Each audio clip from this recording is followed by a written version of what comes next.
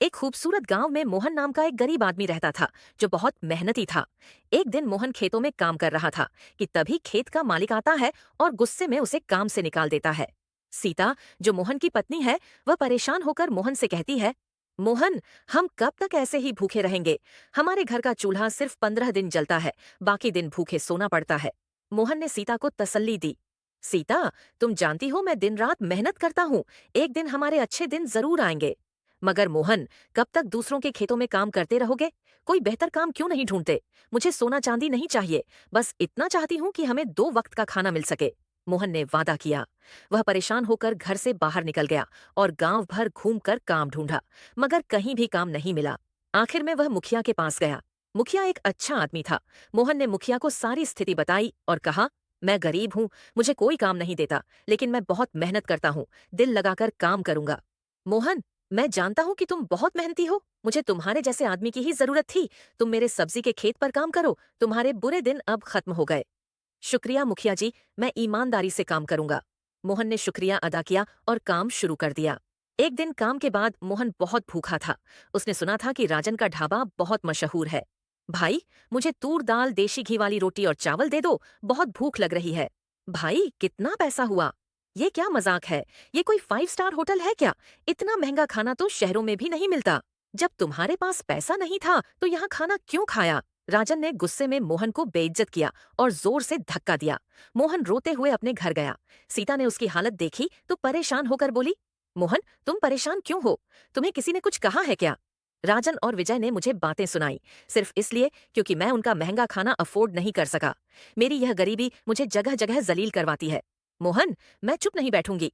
हम मुखिया के पास उनकी शिकायत लेकर जरूर जाएंगे। अगली सुबह मोहन और सीता मुखिया के पास गए और सारी बात बताई। मुखिया जी, राजन और विजय ने मेरी इंसल्ट की, सबके सामने बहुत बातें सुनाई हैं मुझे। मोहन, गलती तुम्हारी है। जब पैसा नहीं था तो ढाबे में क्यों गए? मुखिया जी, पैसा न होने का मतलब यह नहीं कि किसी को बेइज्जत किया जाए। वो लोग सिर्फ पैसा मांगते तो बात और थी, मगर उन्होंने मोहन की इंसल्ट उछाल दी।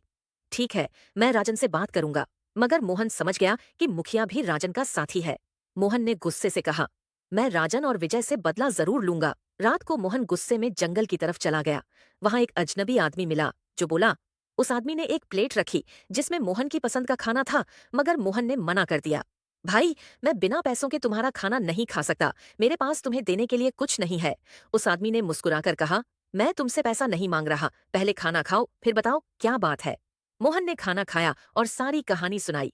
फिर उस आदमी ने कहा, मैं तुम्हारी मदद करूंगा। ये एक जादू की थाली है, इसके सामने जो भी खाने का नाम लोगे वह इसमें आ जाएगा। मगर याद रखना, अगर तुम एक प्लेट का 10 रुपए से ज्यादा पैसा लोगे तो यह जादू खत्म हो जाएगा। शुक्रिया भाई, ये तो एक चमत्कार है। मोहन ने शुक्रिया अदा किया और घर गया। उसने सीता को सब कुछ बताया। सीता हैरान हो गई मगर खुश भी थी।